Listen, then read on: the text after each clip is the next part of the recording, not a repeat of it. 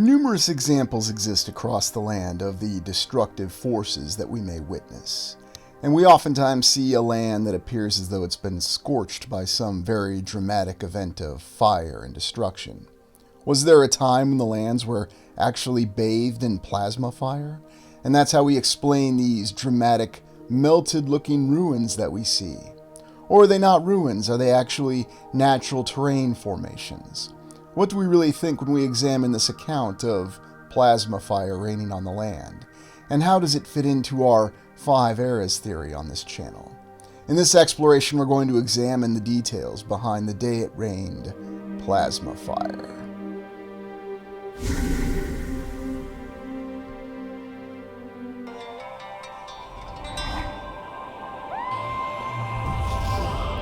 We've looked at the incredible sights in Cappadocia, Turkey numerous times, and we're informed and assured that these are merely natural rock formations that possess unique properties that enable the inhabitants of the area past, present, and future to simply hollow out these impressive rock formations, making dwellings that people can live in currently and in the future. Or is it possible that there's a completely different story behind these dramatic formations, these structures? We have to explain the fact that there are no doubt artificial inducements, the excavation of these unique dwellings. And the official history will tell us that this was simply the inhabitants of this area of Cappadocia, Turkey, making do with the implements at hand. But tell me, how easy would it really be to carve out all of these dwellings and make all of these dramatic living arrangements? Wouldn't it be more simple to construct dwellings in an open area, utilizing other materials available? How long would it really take someone to actually carve out this dwelling? Or is there a completely different explanation behind these dramatic ruins that we have, and that these are in fact ruins, the remnants of structures that were subjected to some terrifying force, the force of plasma fire?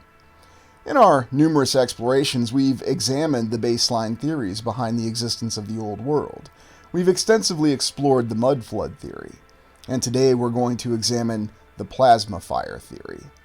Why is it we have all of these dramatic areas across the land, and it's most certainly not limited to the region of Cappadocia, Turkey? There are examples across all of the currently inhabited continents, or however you want to think of the land, of areas that have been scorched by some sort of dramatic presence. It seems as though we have other remains across the land, and whether we're in Asia or South America, North America, or anywhere else, there is no shortage of these dramatic sites that seem to indicate that there was something that transpired in the past that wrought destruction that we can still easily see the effects of today.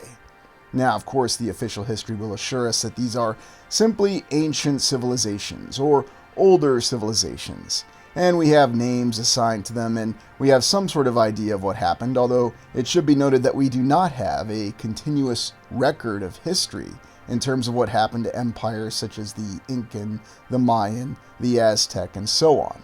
They may well have existed just as we're informed, or there could have been something else entirely that transpired.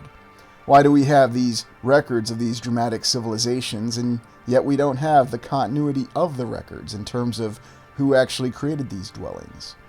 What are your thoughts and feelings when you see images such as this? Do you really think that this is just simply some sort of aberration with the process of natural erosion that the people decided to take advantages of and allow themselves to make dwellings and houses and actually carve it out of the rock? And what about places like Petra, Jordan, where we have this story or account, I won't say historical record, of wandering nomads who just decided to stop in an area and decided to dramatically carve all of these impressive structures right out of the rock? Is that exactly what happened, or is there a completely different explanation behind it? If you've ever been to Petra, Jordan, or seen it, you can observe the impressive and incredible detail within the structures. What if we have some other sort of combination of theories for what actually transpired here? What if these are really the remnants of the most dramatic structures of a civilization that we don't even have anywhere in our records? or we don't even refer to? Was it really nomads that just somehow left the records and then it was picked up by subsequent empires? Empires that the official history will tell us were corrupted and subjected to other internal corruptions that we can't even trust their own records. And yet we are reliant upon this historical account to understand what happened in these dramatic locations. Or if you simply drop all of these preconceived notions and look at these sites with fresh eyes, you can get an idea that it seems that some sort of incredible event of destruction occurred. Is it possible that perhaps these were original structures that did stand alone, and then something happened to them? That they were part of much greater structures and they were subjected to terrifying forces of heat and the concept of plasma fire? And what exactly do we mean when we talk about the very terrifying reality of plasma fire? We're well aware of the numerous other destructive events that come across the land, and whether we're discussing flood, a terrifying disaster that we deal with frequently, or rains or wildfires, we have to think of something even more destructive, the concept of plasma fire. Now, plasma fire being one of the baseline reset events, to where you could actually explain the complete and total destruction of a previous civilization that's not on our records and is not discussed in our official history. And suddenly you have a completely different explanation, another series of possible outcomes and mentalities for these remnants that we have. And if you look at the ruins of the Minoan civilization, if you go to the middle of the Mediterranean, and if you look at the other islands and see these examples, you'll find that it seems as though the details did survive. And why is it we have this disparity in some structures that did survive more intact and others that did not, if they were indeed exposed to plasma fire? And perhaps one of the theories could be we look at the durability of the construction material. Even going back to the southwest United States, with the incipient civilizations of what we associate with the Native Americans, such as the Anasazi and so on and so forth. Was this really this incipient civilization, or was it something else completely different? And what about remains in places such as Scotland that we have? It seems as though that the people all across the land were subjected to a terrifying force that they had to survive, and that many of the natural ruins that we see, wherever we are, whether it's in Scotland, the southwest United States, or anywhere, do bear witness to what may have transpired in the past. Some structures were constructed more durably, and therefore they could resist these terrifying effects of this plasma fire. And perhaps there were just simple areas of the land that were exposed to more plasma fire, and maybe there were some areas that were spared. Even going back to our theory about how there may have been regions that for whatever reason had additional resources devoted to them, and they were able to resist the forces of this plasma fire. So perhaps this civilization did have some forewarning of what was going to happen, and they took precautions. They planned to try to enable some pockets of their civilization to survive. And that's how we explain this disparity and destruction that we have. And how do we explain all of these locations, these caves that seem to have been cut out of the rock? Looking here in this stone forest in Peru, or these incredible rock forests, however you want to describe them, and once again we see these overlapping observations of what appear to be natural and man-made features. Is it possible, though, that all of these dramatic stone forests are actually the remnants of melted structures? It seems to be a very dramatic and some would even say absurd proposition.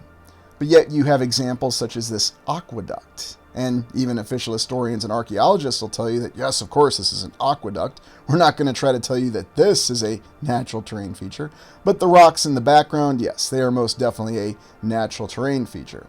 And yet you can look at some other dramatic examples and images from this particular area in Peru, and you'll see impressive remnants of rocks that somehow seem to defy explanation, or at least simple explanation, by the natural forces of erosion, almost looking as though some even defy gravity. What exactly are we really looking at, though, when you examine these structures in more detail? Did they represent something different? Have they been subjected to terrifying forces of plasma fire? Is this figure that we're looking at right now natural rock? Or is it the remnant of some incredible monument that was exposed to the plasma fire and had no protection, and yet we can still see the remains of details? And what about these other rock formations that we have? If you look carefully, you'll see that there's other detailing that once again does seem to have a very specific design to it, that once again is a little bit beyond the natural forces of erosion. I'm always amazed, though, at how many times we attribute natural erosion in a long enough timeline to explanations of right angles and other oddities. Now, of course, the mainstream will simply say it's merely a product of our wild imaginations, that when we look at something long enough that our brains will want to impose some sort of pattern. And that may be true to an extent. But yet there are too many examples across the land in varied regional areas that show us that there was once a very dramatic existence of structures. You can't say that these dwellings and these holes that are carved out of the land here back in South America are the forces of erosion, and we'll be informed that this is some sort of elaborate cemetery. Yes, you're never supposed to think, though, that this could be some destroyed building or the remnants of some very dramatic, colossal structure. And yet we do have these remains across the land, and we do have to ponder different explanations for what this could really be. Is this really just some sort of elaborate pre-Incan cemetery, or is this actually an advanced structure? An advanced structure that was exposed to the ruinous plasma fire. Now you're probably going to be asking, well, then shouldn't the plasma fire have completely melted everything? It seems as though there are different sorts of materials that are certainly beyond our current capacity to make now, and that these materials in this previous civilization that were more advanced and made by methods that are lost to us currently could have potentially survived this plasma fire event, or at least not have been completely destroyed, and therefore we have remnants across the land. Why is it such a dramatic contention to even bring up the idea? Why can't we even consider the possibility? And remember, there are so many examples. You can find examples in South America, Asia, Africa, Europe, and yes, North America. But if this monument to humanity that we're looking at right now, as it was called, really is just that, an example, a monument that survived in a broken down and melted form from a previous civilization, then it completely changes the paradigm of our understanding of history. What is the origin of these stone forests? And why are there so many unique anomalies when we look at the rock formations? Are we really to believe that it's simply the product of erosion, of floods, and it just fortuitously constructed this incredible and dramatic site that we're looking at? And in China, we have the Yaodongs, the actual construction of what we're informed are caves out of the rock. And these are supposed to be dwellings that have been constructed and are more efficient. How intriguing that in China they even have a name for this process.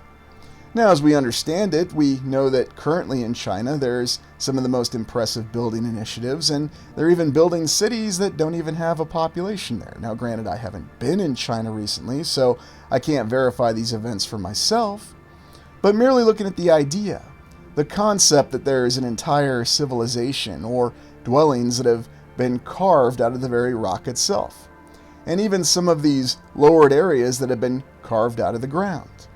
Were these all constructed very recently? Or are these actually once again the remnants of some sort of attempt to survive this plasma fire? That if you were looking to survive such a dramatic event with such destruction, this would be the way to do it. Carve out these lowered dwellings and seek solace below the surface. Because if you think of the example of what the plasma fire was, and what exactly was the plasma fire? Well, if we go off of these ruins, if we go off the example of what these structures may really be, then it seems as though the plasma fire did afflict every area of the land. Some areas of the land were afflicted more, and therefore you have more destruction. More of the melting occurred. Imagine what a dramatic building this may have once been. Are we really just to accept the explanation that all it is caves that have been carved out of the rock? because that's a very easy process to do, especially during a time frame before there was heavy machinery, that people simply took their hammers and chisels and just went to work carving all of this out of here? What's really the origin behind these structures in China? Here we even see arches and a little bit more of a terraced pattern, as though there was some very deliberate thought that went into constructing these impressive structures. Has some elements of it survived the past, and what we're really seeing now is simply the remnants that have been augmented by some more modern implementations? Or is all of it that we're looking at the remnants of the past? Even here we have a farm that's actually been integrated into the caves. And yet you can see the different dramatic examples of what appear to be some areas that have been melted and other areas that have not been melted. And it's when you have this combination of these two observations that you really have to ask these hard questions. Yes, you could simply accept the hand wave explanation for what happened here, and you can certainly accept the fact that maybe, just maybe, there have been some modern efforts to build up some of these areas and provide some new structures. But yet, once again, when you look behind the details and you consider how elaborate and complex they are, and really consider the amount of effort that would have gone into this, how exactly can this easily be explained? Especially with all the endless limitations that we seem to have in our current civilization. And everyone always brings up all the limitations that we have in our current civilization. We have limitations on money, we have limitations on labor, we have extensive safety standards. Now, you can always say that some nations have more safety standards than others, that some nations seem to employ more advanced methods than others. And yet you'll see examples such as this, that don't exactly seem to match what we understand to be our present history, or even our present limitation of capabilities. So whatever the truth is behind these very elaborate and incredible structures that still exist to this day in China, we should consider that they may well be very definitive evidence of the remnants of a previous civilization that did survive this plasma fire event, and that these were structures that were part of a concerted effort to try to survive that plasma fire event. And once again, we even have modern single perspective diagrams that show us how these Yaodongs would actually be in existence. Now, we always have names, and once again, I find it interesting that we do have attributed names to these particular structures. Now, if there's anyone watching that's in China or has witnessed this, I certainly welcome the comments, and I would appreciate a greater understanding for what you've observed on site with these impressive structures. Because this seems to give us the story. It's painting a picture that there really is many more ruins than we're really allowed to be aware of. Why have such elaborate structures for what's supposed to be carved out caves? And I don't want anybody to think that I'm dismissing these. I actually find these structures very incredible and impressive. And also comparing and contrasting with what our past capabilities used to be to our present capabilities, such as in the past when we had the very dramatic Queen Anne Victorian style houses. Now, nobody builds these anywhere now, this impressive example in California in the United States. But apparently in the late 1800s, somebody had the capability and the desire to build this. And what do we build now? Ah, yes, we have our Second Empire container revival style here in the United States. This is the pinnacle of modern home construction. Now, of course, everyone will go with the usual line of, well, in the 1800s there were a lot of rich people, materials were cheaper, so on and so forth. But despite the advance of technology, despite AI, the best we can do is, perhaps you could call this King Charles postmodern container revival style, because this particular structure is in the United Kingdom.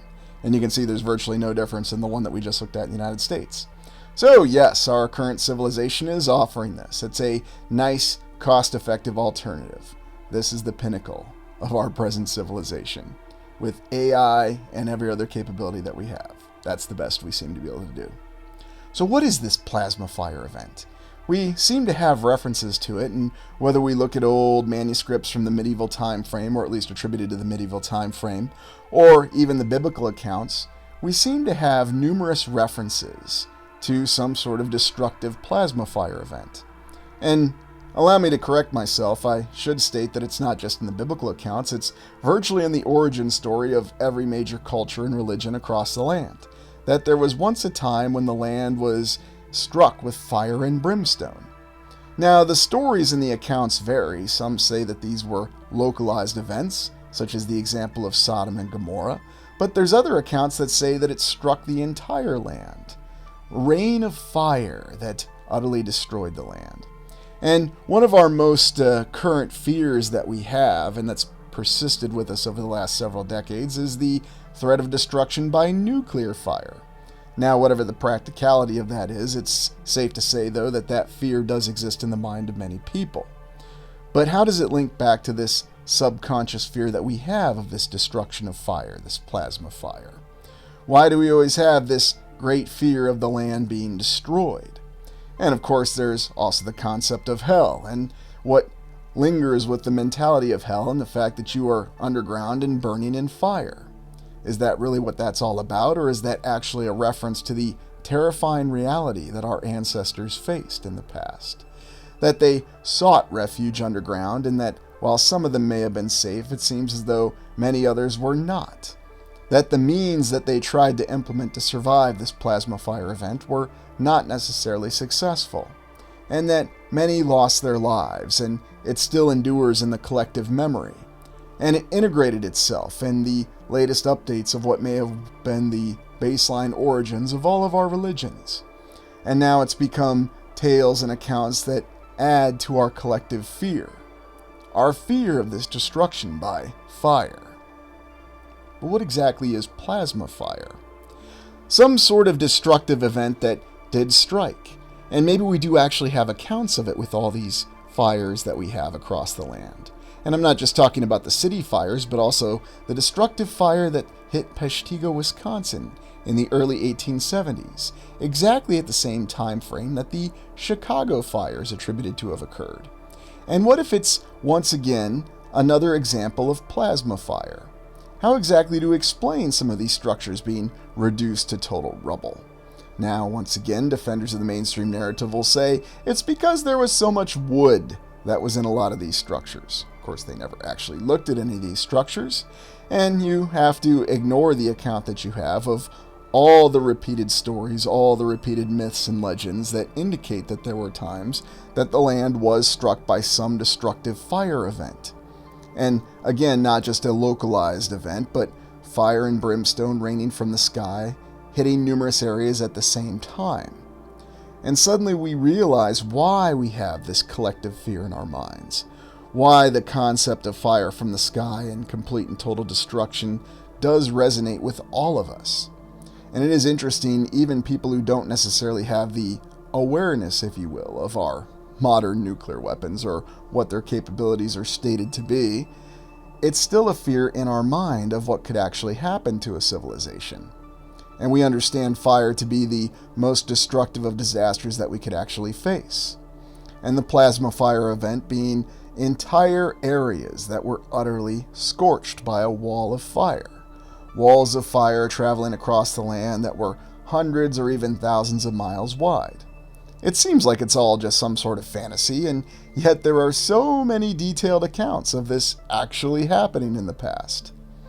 And we do have vast deserts and other interesting examples of how our land was completely annihilated and destroyed, and left to be some sort of desiccated and arid remains.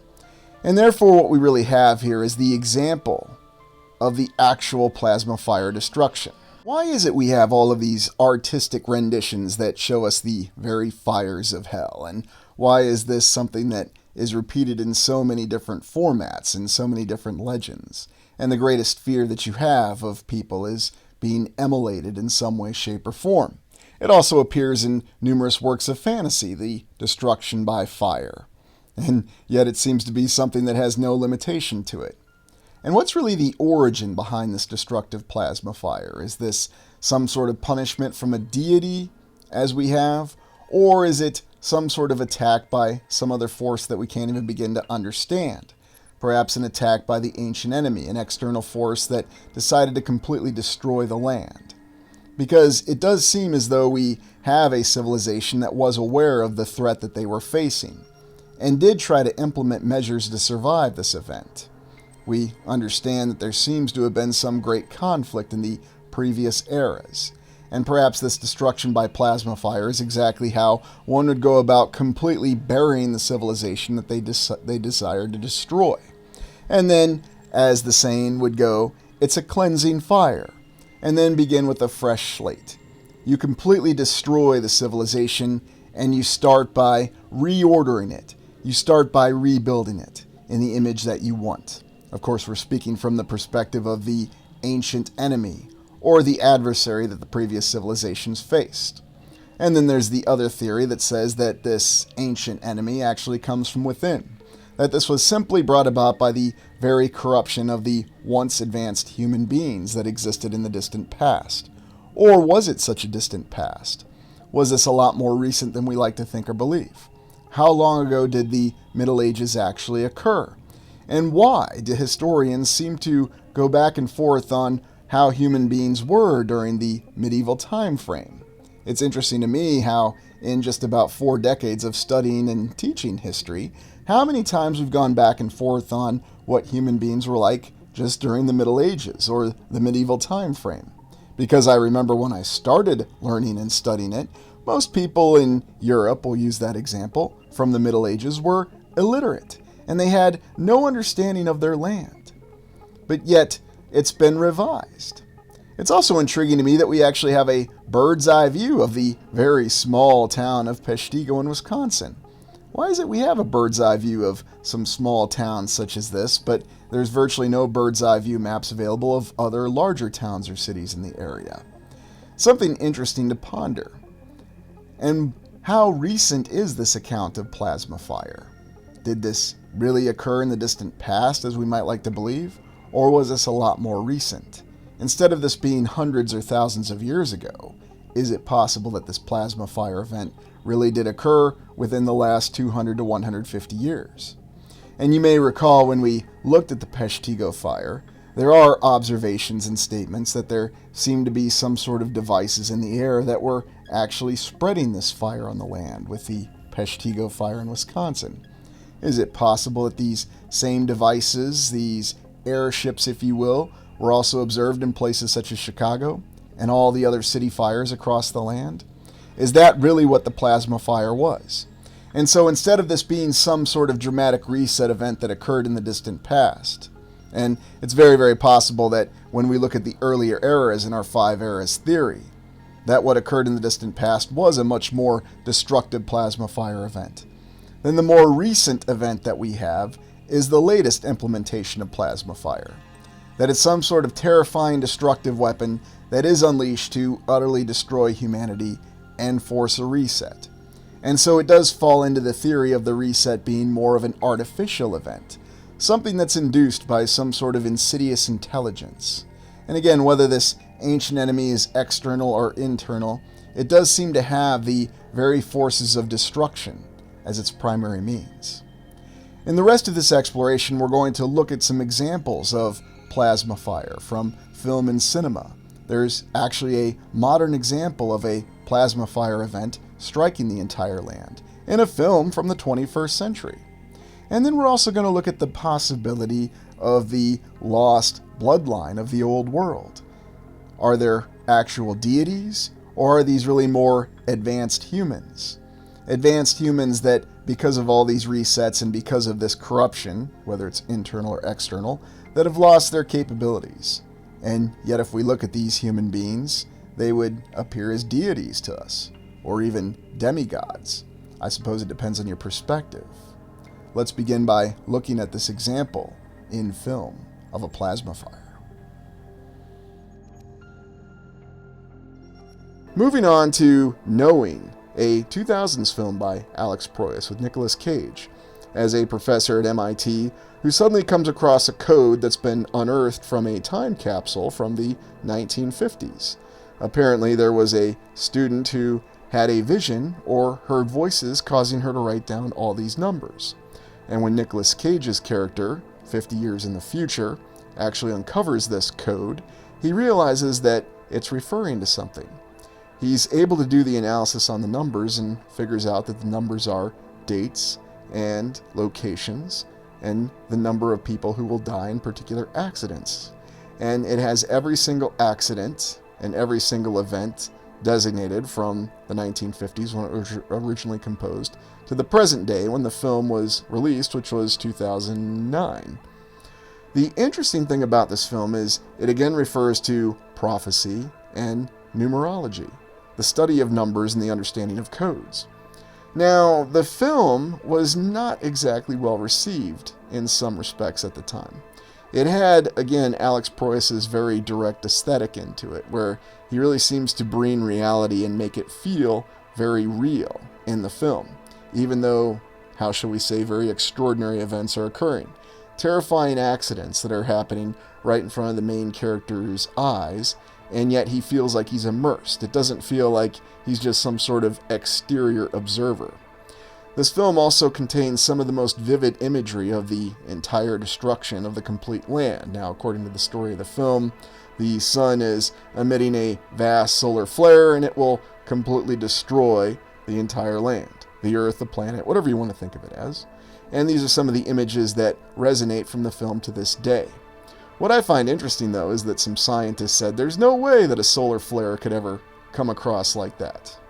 Although these are the same scientists that'll tell you that one day the sun's going to expand and swallow up the earth. And even though neither of these events have ever been witnessed, somehow they just know. They're just that good, I suppose. The other interesting thing, though, about the film Knowing is its religious connections and connotations. And there's always been an issue with trying to blend science fiction with religion. It happened on the classic Star Trek a few times, rather quite successfully, and the way the film Knowing ends is we actually see the children of the main characters who seem to be in an almost Garden of Eden setting. Now, you can view it in different ways, and you have to appreciate the ambiguity of the ending. Is it a science fiction ending where it was just aliens that rescued these children, and then once the Earth, the world was destroyed, they were brought to a Garden of Eden? Or were they angels? The real interesting thing is that they could really be perceived both ways, and the dialogue of the film doesn't exactly make it clear. It is interesting, though, that in the script, the angels, the aliens, are officially referred to as strangers. And when we look at the connection of the other very well-known and perhaps most on-the-nose referential film from Alex Proyas, Dark City, you can suddenly see why strangers is a very ominous term. What exactly are these beings? Are they angels? Are they aliens? Or are they some completely different kind of life form? I think what always intrigued me the most about Knowing is it's one of the very few depictions that we see of what may be a more advanced civilization that even operates in a completely different spatial plane of existence. You see that their ship seems to have elements of the fourth dimension to it. And you could even say that the perception of these beings in Knowing, whether they're angels or aliens, is that they are actually fourth dimensional beings. So is it possible that they really could be both? About the only other science fiction franchise that you see that really tackled that head on was Babylon 5, where you had the concept that aliens and angels may actually be interchangeable, or maybe they're an entirely different life form. The ending of Knowing is perhaps considered depressing in the fact that we see that the entire land is destroyed, but it doesn't end on a complete pessimistic note in the fact that once again we see rebirth. We see a new start for an entirely new civilization. Now, of course, there was some criticism that was leveled at the film and the fact that the strangers, the aliens, do have a little bit of a flock of seagulls appearance to them, and that's true. But there's also some interesting creative choices in the fact that the aliens, angels don't actually speak directly. They speak without speaking verbal communication. A very interesting little detail. There's also some of the artwork, the biblical artwork, that's very exclusively referred to in this film. And oddly enough, you see the connections between this and how the film ends. Now we have to ask the question, is it alluding to other connections that we see when we do our own explorations into artwork of the past, whether we think of it as Middle Ages artwork or something from an even further distant past? I mean, what really actually happened in the past? Is it possible that there could be beings out there that do actually exist beyond the limitations of our three-dimensional existence.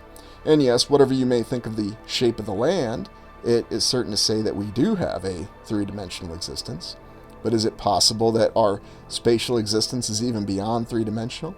Is it also possible that perhaps there's some component of us, whether you want to think of it as a spiritual or an ethereal component, that's actually connected to other worlds, other lands? And that is really the central theme that we have in the exploration of this old world in film, the digital frontier. The digital frontier is really just an analogy. It is possible that there are other worlds and other connections. And here, once again, you can see Alex Proyas' use of the portal window, where one of the children actually sees the prophecy of the destruction of the land through that window. And compare and contrast that with the passage through the window. Also, when you watch the original film Tron, 1982, Flynn's journey to the digital world. And that was actually one of the scenes in the film where they really used computer graphics, or computer-generated imagery, or AI as we refer to everything now. But there's so many different connections that it seems we try to put dividers on in our present civilization. There's a very definitive difference between spiritual references and, how shall we say, real or secular references. It's not encouraged, and it's not really something that people like to delve into, that there may be overlap, or that these may actually be referring to the same events, the same perceptions of events. It's ultimately up to you what to decide and what to believe in, and you're certainly welcome to come to your own conclusions. Maybe they are just angels, and maybe it's all just a spiritual or a religious meaning, or maybe there's something more. Alex Proyas' film Dark City is probably one of the most direct references to old world events. In this film, we have a group of alien beings, strangers, and they're actually parasitical beings that inhabit corpses of human beings. What they've done is they've kidnapped a large group of humans and have set them up in this artificial construct, a dark city. What we understand these aliens called strangers are trying to do is they're actually trying to achieve individuality because they have a hive mind. And the hive mind has limited them and may be leading to their extinction. The reason that they're studying human beings in this film is they're trying to acquire individuality. Isn't that very interesting? Especially when we look in our current civilization and fortuitously how everything seems to be operating against us from having individuality. Now, you could just simply say that's a pessimistic perception, and that may be true. But when you step back and you look at this entire film, and oddly enough, we see so many different things that are actually alluded to in present and later films. For example, there's a reset that occurs in this artificial dark city every day. In other words, all events are reset. The people that reside within the city are completely unaware that there's never any daylight. And there's one human collaborator, portrayed by actor Kiefer Sutherland, who is responsible for injecting these memories, these new experiences. And you even see that these aliens actually do that, or these strangers, or these beings, whatever you want to think of them as. They actually have the ability to induce entirely new memories, entirely new identities, and entirely different backgrounds for these characters. The very physical shape of the Dark City is changed every day. The very identity of every single person that resides in it is changed every day. And so we see in this one film this entire culmination of potential old world ideas that we have. Resets, the changing of the identity of people, the possibility of different outcomes. Even perhaps a depiction, if you will, of the ancient enemy, a parasitic race of beings that's simply trying to escape from their own destruction because of the fact that they are limited by a hive mind. And we go back to the explorations that we've done of how it's not very popular or not very advisable to ever depict a hive mind in films. We can even look at how the Star Trek concept of the Borg was changed when they went away from the hive mind. But when you watch the films of Alex Proyas, and I strongly recommend watching The Crow, Dark City, and Knowing as his strongest films. The other ones have their own old world references as well, but his career path is very interesting too. It's almost as though by trying to emplace some of these things in these films, there was a difficulty that these filmmakers came across. Now, maybe it's all just a coincidence. And maybe it's just because of the fact that there is a defined studio system, and that for whatever reason, here in the 21st century, the easiest way for studios and filmmakers to be successful is just simply to go off of ideas that have already been done. And of course, the people that are actually putting up the vast amounts of money simply want to stick with what's safe. Why should Disney take a chance on some director's revolutionary idea when it could just simply write a check for a couple $1 billion and purchase an entire intellectual property, as we call it? Yes. I will admit, I kind of miss the days when we said things like a universe or stories and we didn't use terms like intellectual property. But I suppose that's just the modern civilization that we live in. In any event, watch these films, have an understanding for the overlaying of worlds, of memories, of identities, of resets, and see that in many different details these themes are overlapping. Whether they're films about a digital frontier or films about the simple concept of parallel realities. And never forget the fact that these details are present in these films. Well, thank you for joining me. I hope you enjoyed this exploration. Please like, comment, and subscribe.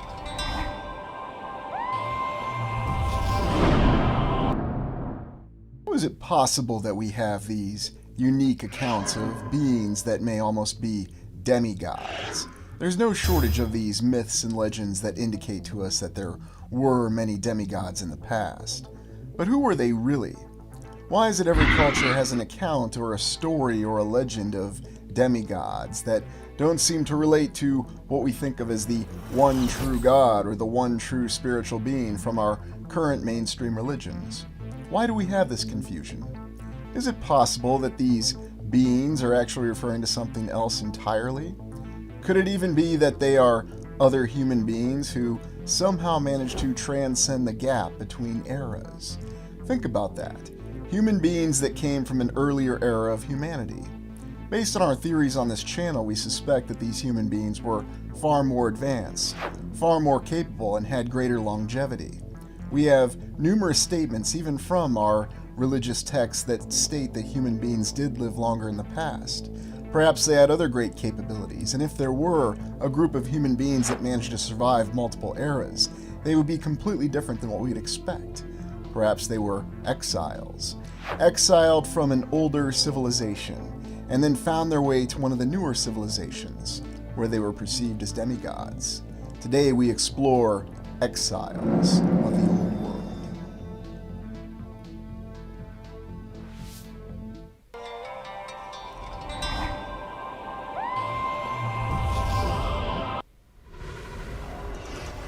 What would it really look like if you had a human being or a group of human beings that somehow managed to survive through multiple eras or even two eras? Think of humans from the second era encountering humans from the third era, or even the third era to the fourth era. Perhaps that's exactly what we have when we consider our accounts of the Tuatha De Danann, a very interesting mythical and or supernatural race that is referred to in Irish myth. But who exactly were these beings? They're stated to be everything from fairies to kings to queens to bards to some other sort of supernatural being that we can't even begin to understand. But could it be that these were merely human beings that were encountered in the past, perhaps at the beginning of the fourth era, when humanity was attempting to recover from the reset between the third and the fourth era? Imagine how a more advanced group of humans would appear to humans that have gone through a reset and perhaps different alterations. Or could they even be an entirely different group of human beings? Would this explain these vast disparities that we have when we look at these legends and these myths, where we have these incredible beings who do seem to have supernatural capabilities, the ability to wield materializing items on command, the ability to travel vast distances in very short amounts of time, and most spectacularly, the accounts of utilizing magic, being able to contrive things out of thin air. Of course, these beings would seem to be godlike, deities, or even demigods to the humans that encountered them in the past. The Tuatha De Danann from Ireland seem to be a true account of beings that may well have been from an earlier era. When I had originally started this channel, I had made the theory that perhaps the Tuatha De Danann, or the Tuatha De Danann, or there's other ways to pronounce it, although there is only one correct way to pronounce things, even though it's interesting to think what their original name was. Perhaps we have no idea. Remember that the account of these mythological beings has only survived, namely in oral tradition. It's safe to say that there are some things that may have been altered, and perhaps given the current civilization, we're not even allowed to state their true name. Or more likely, we have absolutely no idea of it. But it is a very fantastic account that inspires our imagination for who and what these actual beings were, because they seem to have been around for a long period of time. Now, of course, in our current historical studies, we do try to assign dates and years. And I still remember when I saw the film Troy in the early 2000s, and I was aghast and, well, rather humored by the fact that they tried to assign a very specific year to when the Battle of Troy happened. And I've noticed this is also happening with the accounts of Irish myth that we're not even supposed to consider. I think the reason that we find the Tuatha De Danann and other accounts of other demigods or beings so compelling is because of the fact that there does seem to be some sort of truth in them. And why is it we also have these other statements in our mainstream historical account and also in our religious texts about how people need to be, or how people needed to be brought to the appropriate belief in one divine being? And we're going to examine those accounts, and it may be somewhat controversial, but yet it is a part of our actual history. The belief that humans in the past had in demigods, although what they consider to be divine beings. We look at these Tuatha De Danann. They seem to originate from some far-off land. Now, you can read the original myths or the poems, and you can try to extrapolate exactly where the Tuatha De Danann came from. But I'm going to suggest a radically different theory that still aligns with what we understand and what we're told. The Tuatha De Danann battled entities known as the Fomorians. Who exactly were these Fomorians? Now, modern interpretations say that they were perhaps simply the dark side of natural disasters, but that doesn't exactly make a lot of sense. When you look at other accounts and other descriptions of these Fomorians, they almost seem to be a group of beings that were in opposition to the Tuatha De Danann. So were the Tuatha De Danann and the Fomorians remnants of beings or humans or some alteration of humans from the Third Era? I think we have a lot of indications of that, because of the fact that the Tuatha De Danann do not fit into any sort of historical account.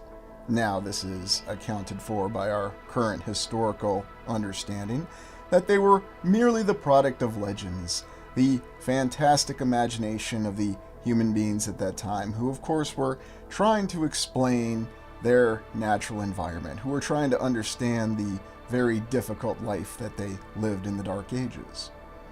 But it's interesting to think that not only the Tuatha De Danann, but many other, how shall we say, demigods, or what seem to be semi-divine beings, at least from our perception, had this impressive effect.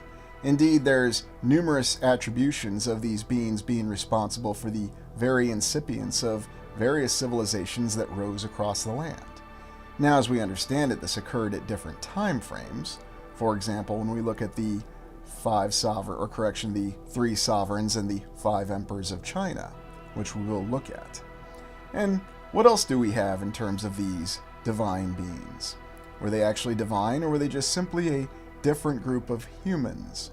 Were they more advanced humans, or were they a completely different species entirely? This is where things become a lot more confused when we try to understand what was really happening. Because if we have a historical account that we can't depend on, and if we're reliant on myth and legend that's only been preserved in oral tradition, then we know there's going to be mistakes.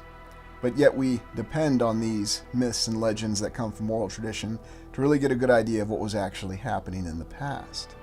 So were the Tuatha De Danann, or the Tuatha De Danann, a group of people that had a completely different name, and that for some reason, in the Third Era, they were exiled in a way from the civilization that was in existence then? Were they criminals? Were they deviants? Did they have some other belief system that set them apart from the previous civilization? Or were they something else entirely? Perhaps they were a group of people who were still trying to follow the light when the civilization in the Third Era became corrupted.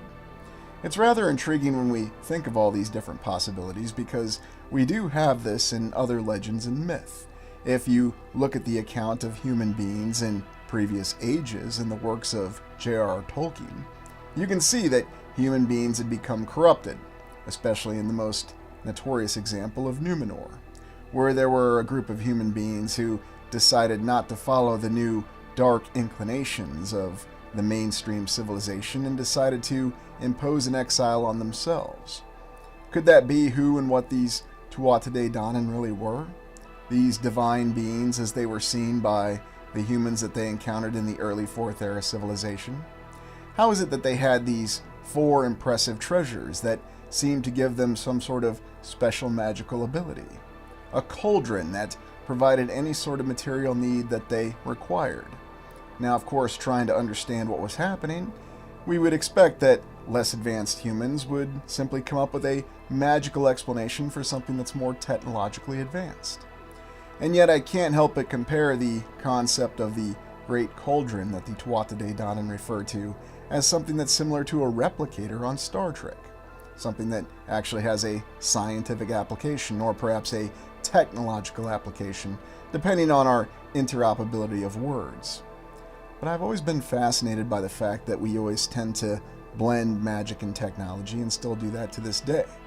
And even going back to the notorious Star Trek example, the use of random technobabble, as it was called, to simply contrive solutions to plot issues. Now, it should be noted this was not used so often in the early variations of Star Trek, but it did become more used in terms of the subsequent spin-offs. You can find an analogy with this in terms of magic. Trying to utilize magic to explain things that happened that people simply didn't understand. And the more complicated explanations for magic, they had a cauldron that could produce anything they needed. They had a sword that unified the people. Then it simply sounds like a magical fairy tale, a legend.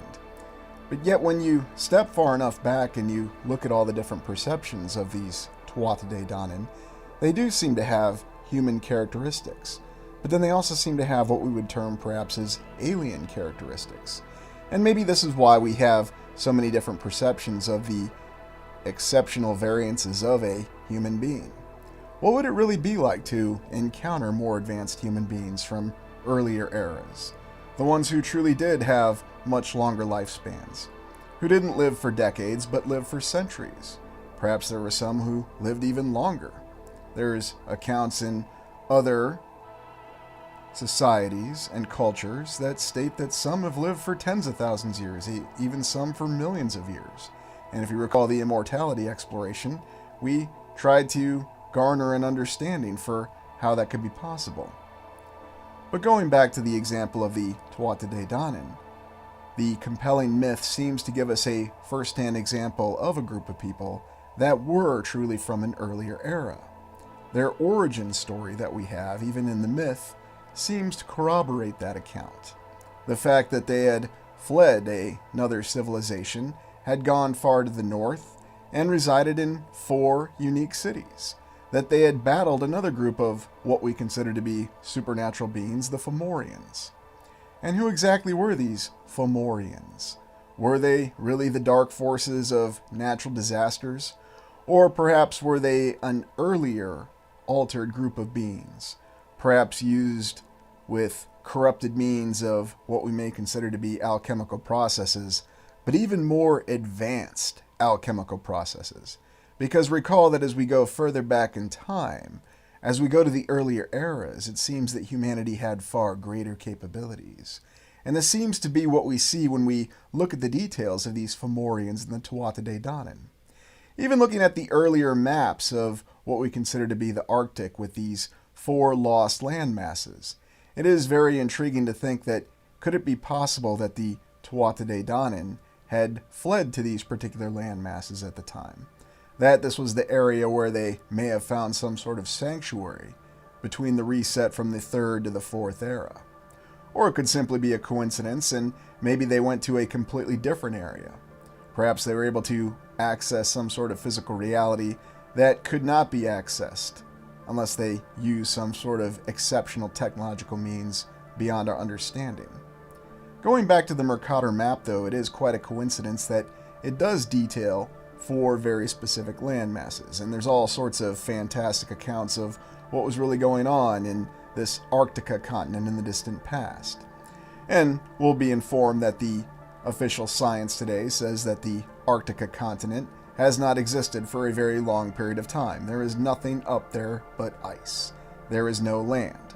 It just happens to be shown on these maps that were made by cartographers who were going off of erroneous reports or simply using their imagination.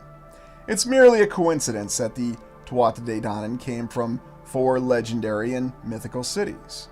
But really think about this.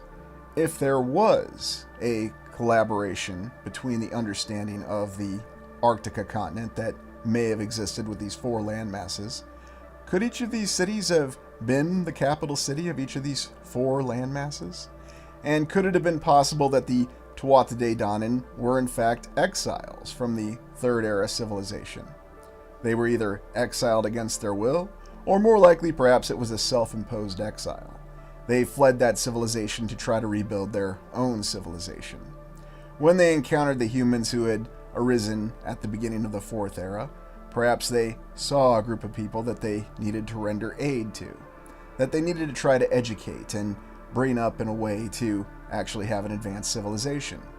Perhaps the very advanced civilization that we still see vast amounts of evidence of, the one that we refer to as Tartaria or the Fourth Era, owes its origins and its capabilities to what was taught to them by the Tuatha De Danann. It's intriguing to think that there really was a time when there were beings who somehow managed to survive a reset in a way.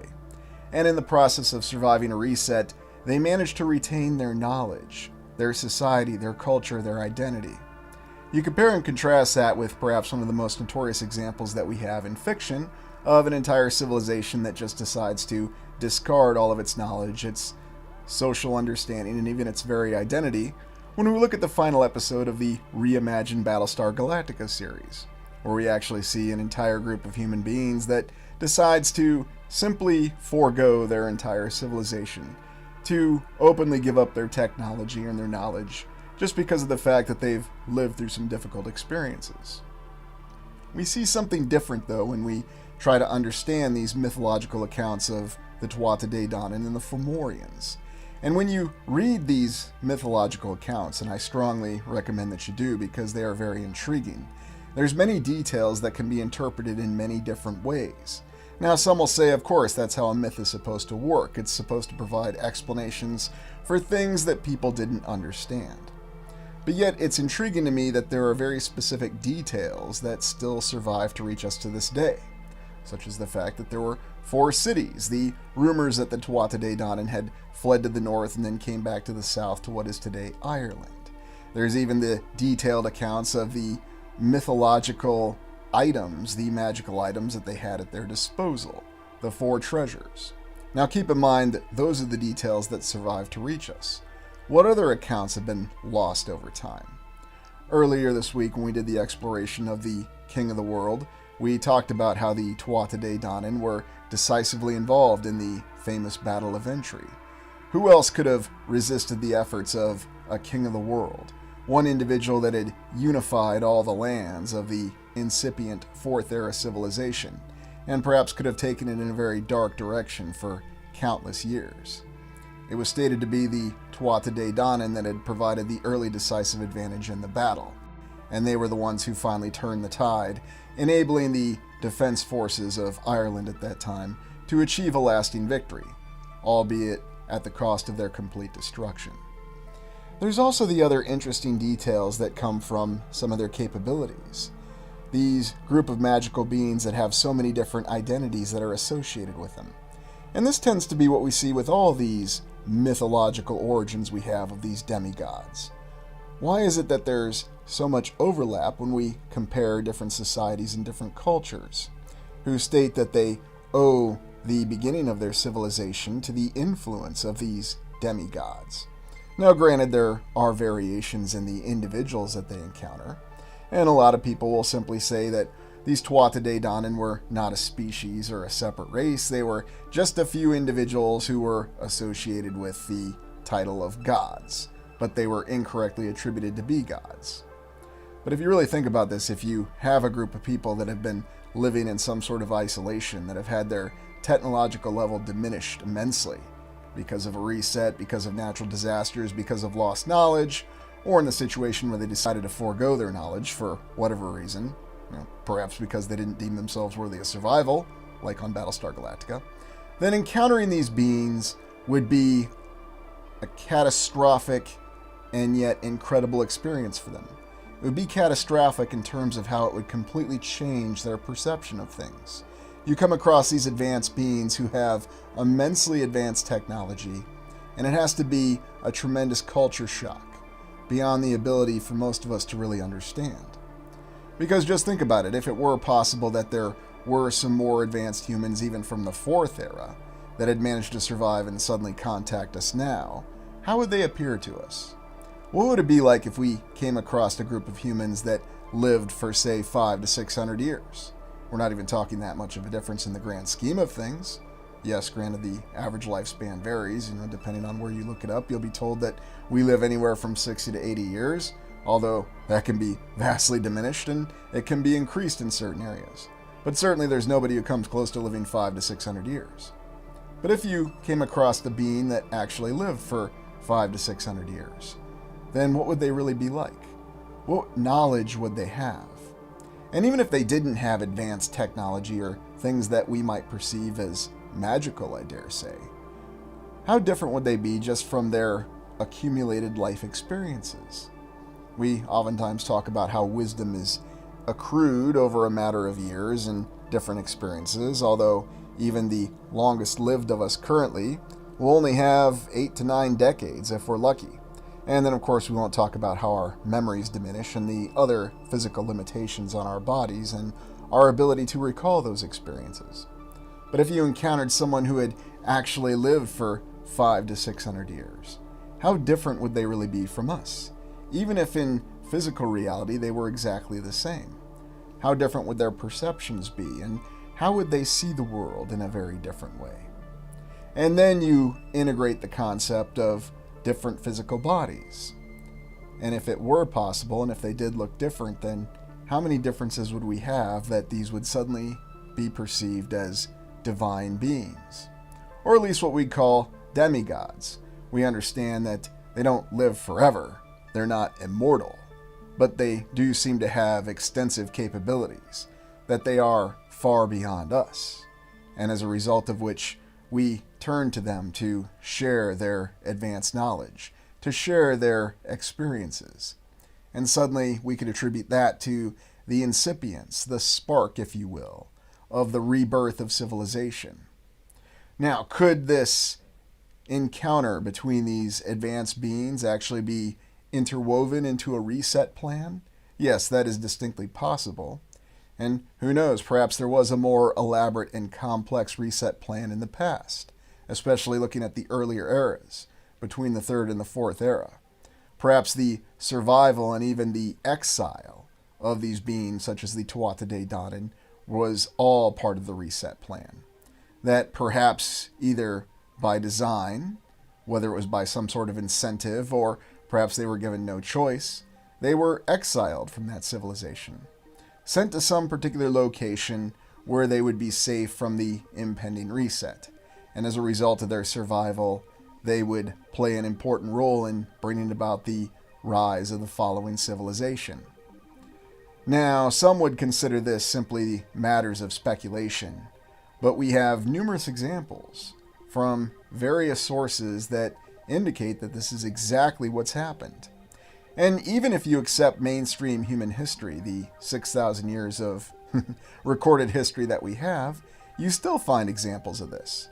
All these overlapping civilizations and societies that we have that somehow manage to coexist, but then also somehow manage not to be aware of one another, yet somehow influence one another. Yes, the less you think about it and the less questions you ask about it, the easier it is to accept. I acknowledge that. But even in the mainstream history, we have these examples of these societies bringing rise to other societies and civilizations, such as when you go from the Persians to the Sassanids to the Parthians. You go from the Romans, who originated from the Etruscans. Is that really what happened? Or was there something else entirely that happened?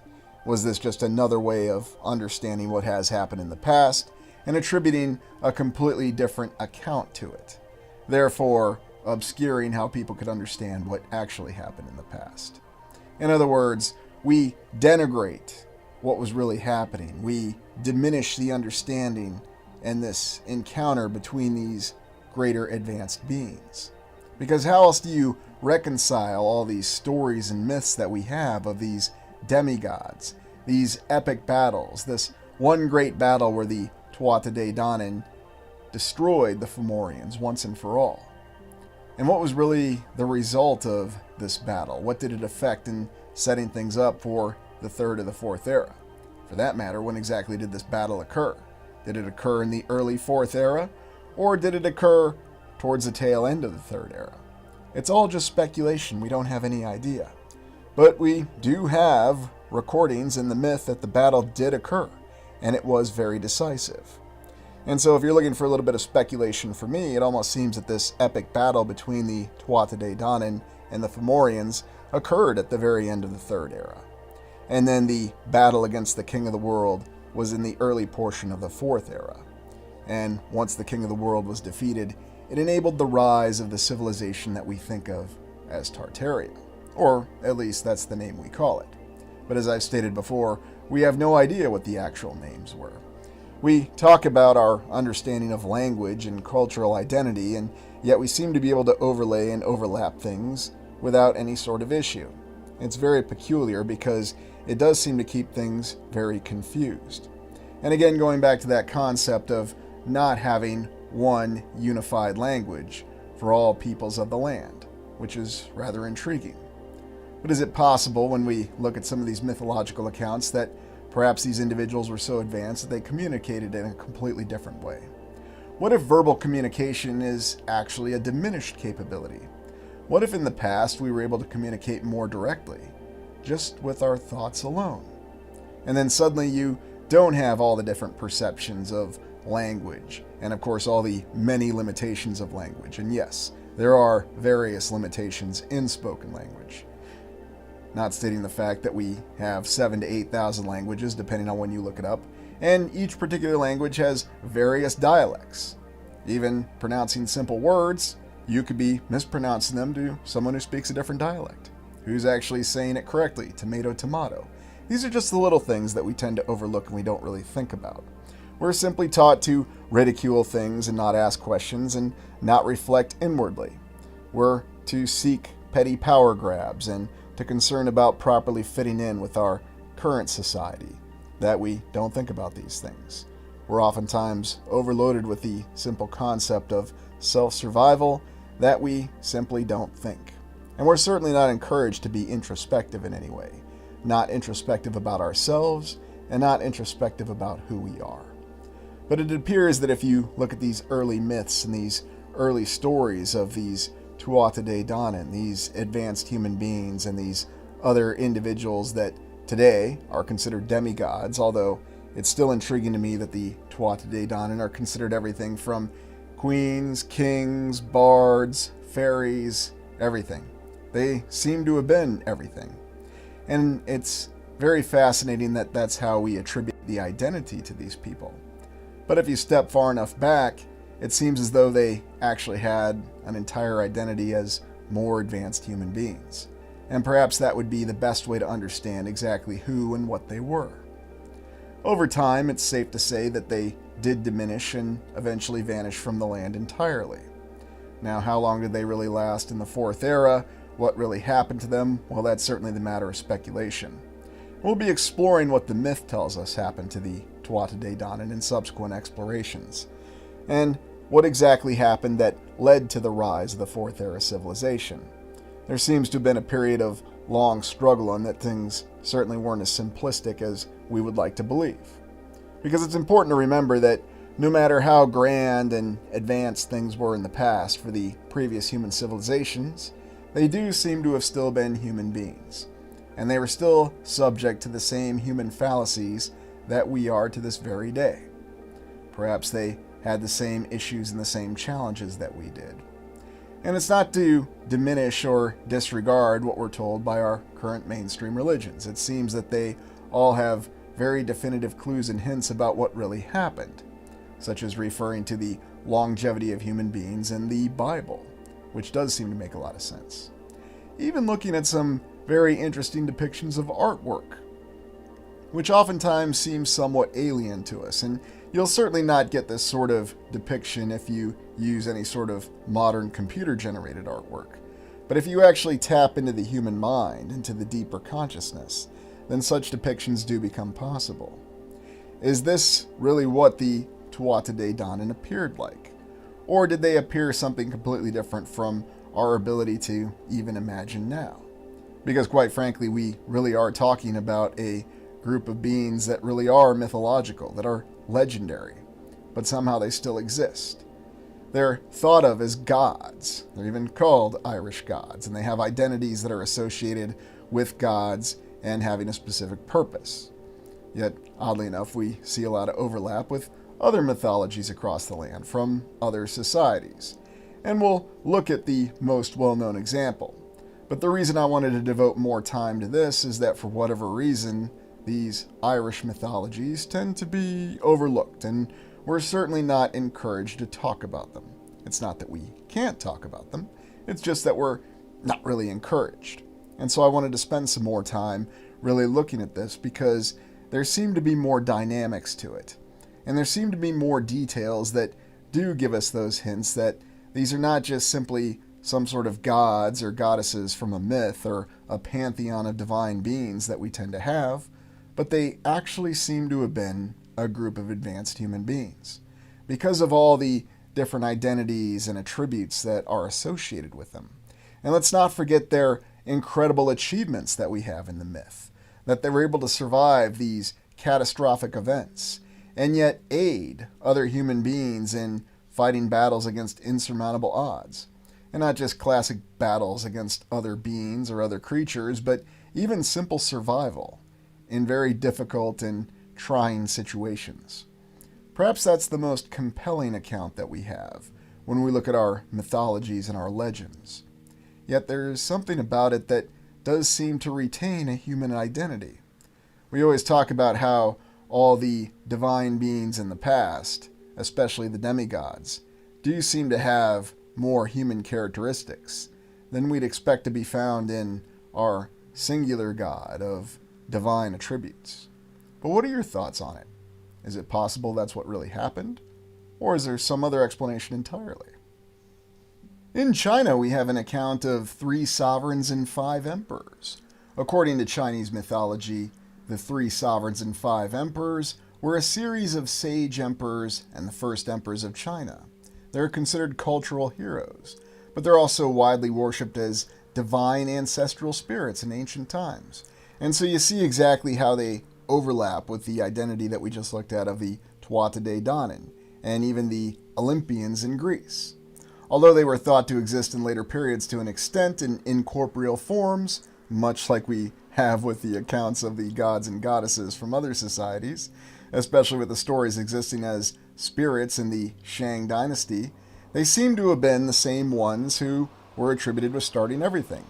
In myth, the 3 sovereigns were demigods who used their abilities to help create mankind, humanity, and impart to them essential skills and knowledge. Now, of course, when we read that in the myth, is that actually creating the beings themselves, or is that helping to influence them to rise from a previous reset? I'm rather intrigued by the fact that when you look at this origin of the 3 sovereigns and the 5 emperors in China, there are a lot of similarities. Perhaps this was the particular group or the species or the exiles from the Third Era that had ended up in the geographical area that we think of as China.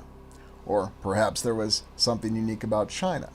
When we do our exploration of the foundations in the live stream this weekend, we're going to examine where these foundation areas may have been, and China does happen to be a candidate for one of them, in addition to Italy and several others.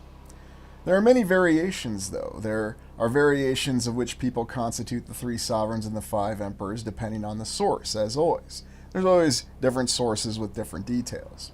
But the three sovereigns, sometimes known as the three august ones, were said to be god kings or demigods who used their magical powers, or advanced technology, divine powers, or being in harmony, with the way to improve the lives of their people. And so based on that account, it seems as though we have the same concept that we do of these demigods perhaps being exiles from the Third Era, who had returned in the Fourth Era after surviving the reset and utilizing their advanced capabilities. They were able to aid the population that were trying to put things back together or simply trying to survive in the early portion of the Fourth Era. Because what's attributed to their achievements is the same thing. It's stated that because of their lofty virtue, they lived to a great age and ruled over a period of great peace. So, once again, even within the mainstream historical interpretation, it's stated that the past was more advanced than the future. Very intriguing. And yet it's another parallel with what we look at. We also realize that the three sovereigns and the five emperors that followed them operated in a completely different way than what we understand the subsequent Chinese dynasties to actually operate. That they were more of a divine means of existence, that they had more of a lofty mentality that enabled them to survive in ways that we can't even begin to imagine. It also enabled them to advance a civilization. And who exactly were the five emperors that came after the three sovereigns? Well, they're traditionally thought to have invented fire, writing, and irrigation, the very basic operating blocks of a civilization. And like the three sovereigns, the five emperors are ascribed different identities depending on historical source. We have the Yellow Emperor, we have the Sovereign series, we have the Yan Emperor, and they're attributed to different sources that talk about what they were actually able to achieve. It's also intriguing to me that there is quite the overlap, and there's no doubt that the three sovereigns and the five emperors inspired the Golden Empire of the Dawn, the Great Empire of the Dawn, as written about in A Song of Ice and Fire. And so, is there a lot more to all these accounts? Is there a creation myth, or is this really simply a reset myth in terms of what this becomes? The legacy of these sovereigns and emperors are said to have helped introduce fire, taught people how to build houses, and invented farming. So, all the basic infrastructures of operating a civilization. You need to write, you need to build, you need to feed yourselves. The Yellow Emperor's wife is credited with the invention of silk culture. Indeed, the silk culture being one of the silk farming or the cultivation of silkworms to produce silk, something that was attributed to East Asia for the longest period of time. The discovery of medicine and the invention of the calendar and Chinese script are also credited to the kings. And after their era, we had the first great dynasty founded in China, and many subsequent dynasties. But once again, much like with the accounts of the Tuatha De Danann, we have these incredible beings who seem to have virtues that make them superhuman. They seem to have abilities that are magical, but it's also stated that they were divine beings, that they had the capability to live a long period of time, but also intrinsic knowledge and technological capability that they used to bring about an entire civilization. We're going to be exploring China in very definitive detail to understand its origins, and also look at what we have comparing the official historical account with what we might consider a mythological account. What makes China very interesting is that there is a little bit more of an amalgamation between these two separate accounts, and we're going to be comparing and contrasting, yet we still see the same similarities that we see in other civilizations. I thought we would conclude by taking a look at perhaps the most well-known of the mythological demigods, or the Olympians of Greece. For whatever reason, these particular myths seem to be the most well-known, and certainly we're encouraged to talk about these particular myths of the Greek gods and goddesses, or what would evolve into the pantheon of the Roman gods. They have different names. Zeus in Greece for the father of the gods, and Jupiter from Rome. Very intriguing that they believed in the same deities and yet attributed different names to them. There's something even more interesting when you look in detail about this, though. You see that in many of the works of art and the depictions of these divine beings, these Olympians that we'll refer to them in this part of the exploration, that they seem to have inspired the creation of this grand architectural style. Yes, the different Olympians, Zeus and Hera, and of course the way that they were descended from the Titans and had come from the Titans, according to the mythology. Now, is the mythology simply a way of understanding what happened? Or once again, is this yet another example of a group of demigods or exiles from the Third Era, and that the Titans are really referring to the beings that had actually exiled them?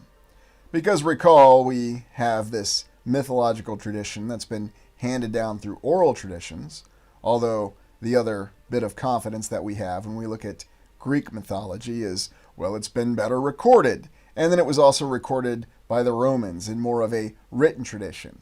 So therefore, that's why we have a much better idea of who their version of the demigods really were. Now, were these just simply individuals, or were these named individuals actually the leaders of this species who were referred to as the Olympians? Because it's rather interesting that they were stated to have lived on Mount Olympus, hence the name Olympians, and that they seem to have an entire city. So why would 12 to 20 people need a city? I don't know. Perhaps they were simply inspiring the accounts that we have of settling in the United States, where we had 12 to 20 people that could build an entire city that's inhabited by well over 1 million now in about 5 short years. Well, it would make perfect sense if they had magical capabilities. I always thought that Athena and Hermes were quite interesting, and they tend to be forgotten a little bit. Not mentioned as much. I know, that's just an opinion, but when you really study the mythology of the Olympians, you can't help but understand the fact that they do have many human qualities. And that seems to be one of the most interesting details that we have about what are supposed to be divine beings. And perhaps that's why we have the terminology of demigods. Well, they're semi-divine beings. They're still subjected to human frailties, but they're not human beings, are they? But that's probably what makes it the most interesting when you're really trying to understand all these mythological accounts that we have. When we look at these beings, even though they are more advanced than humans, they still show human tendencies. I even go back to Star Trek and think about the classic Star Trek episode Who Mourns for Adonis, where Captain Kirk and the crew actually encountered one of the Olympians. Now, of course, in the Star Trek context at the time, the Olympians were supposed to be a race of aliens who had helped humanity, but humanity had actually outgrown the need for their instruction. It's rather interesting if you go back and you watch classic Star Trek how many subtle old world allusions seem to have been thrown in the original series. Now, as time went on, there were more, how shall we say, scientific, detailed explanations, and like I said, with the increasing of the technobabble. Or maybe that was just supplanting the magical explanations with technobabble, I don't know. You come to your own conclusions on the whole matter. There's something about talking about the Greek pantheon, though, that seems to continue to this day. And we find no shortage of examples of these demigods that are to be found, especially in state capitals in the United States, which I've always found very peculiar because most of these state capitals were constructed predominantly in the 1800s or the latest in the early 1900s. And yet you'll find statues, you'll find paintings that seem to give us the impression that, yes, that they seem to worship these divine beings, even though this was at a time when the United States was stated to be quite overwhelmingly Christian, although what variation of Christianity we can certainly debate, whether it was Protestants or Catholicism, but certainly not a group of people that were into worshiping Greek gods and goddesses, right? It never really made a lot of sense. I will admit, though, that when it came to my particular perception of the Olympians, I always liked the visualization that was used in the film Clash of the Titans, the original Clash of the Titans, where the Olympians had force of character.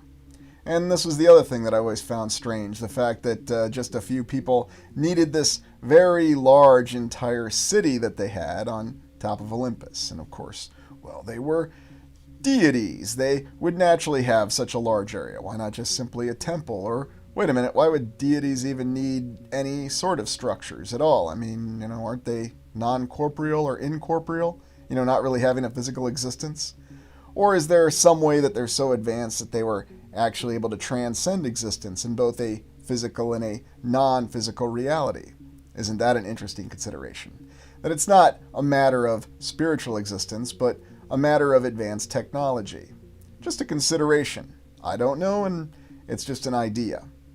One thing I found fascinating, though, is the number of statues that we have that show detailed figures of what are supposed to be divine beings. And of course, we recall that we have numerous statues that show us exactly what the very many Roman emperors looked like. So what's really the difference? How exactly would anybody know what a mythological being looked like to craft a statue after it? And how would someone know exactly what Lucius Aurelian looked like to build a statue of him? Or Augustus Caesar, or any of the rest of them? If you ever go to Greece and pay attention to some of the terrain there, it's very intriguing. Now, of course, science will tell us that it's all very natural terrain, and Mount Olympus itself is very natural terrain. But if you pay close attention to it, you do see some rather intriguing details. According to the myth, it's stated that's where the pantheon resided, was in Mount Olympus. But stepping back a little bit, is it possible that there were other designated areas that may have survived the reset event from the 3rd to the 4th era? And that the early portion of the 4th era, with the more advanced beings, the exiles that came from the 3rd era, that's more of a acceptable or understandable explanation that matches the scrutiny that we have with why we have all these mythological accounts of these demigods.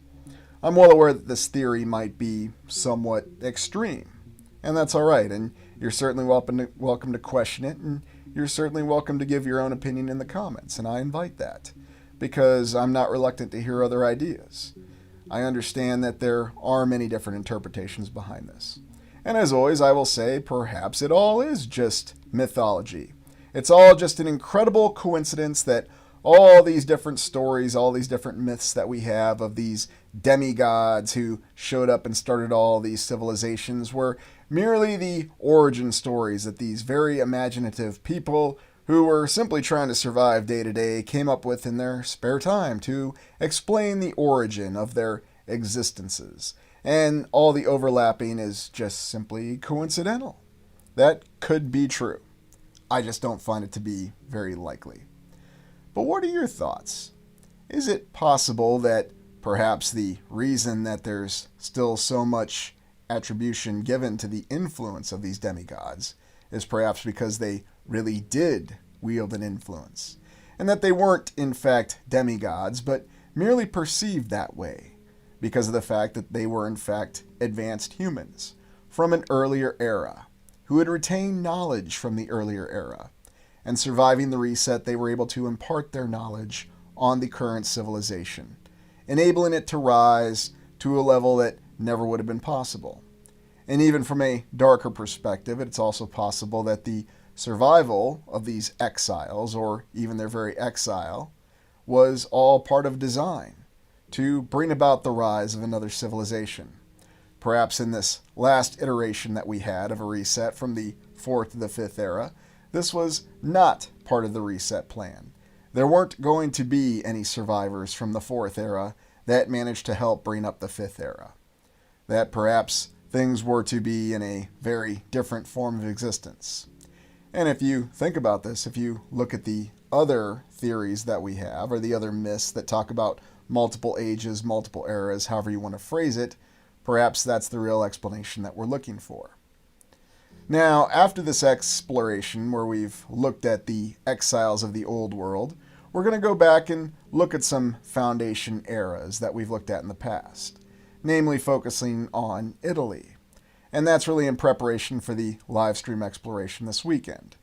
So if you want to watch those explorations, I encourage you, especially if you want to find some very detailed evidence that supports the fact that there may well have been advanced humans from earlier eras that were responsible for the successes and even the structures that we still see that endure to this day. But as always, I welcome your thoughts. What do you believe really happened? And what do you think's the explanation for all these consistencies that we see?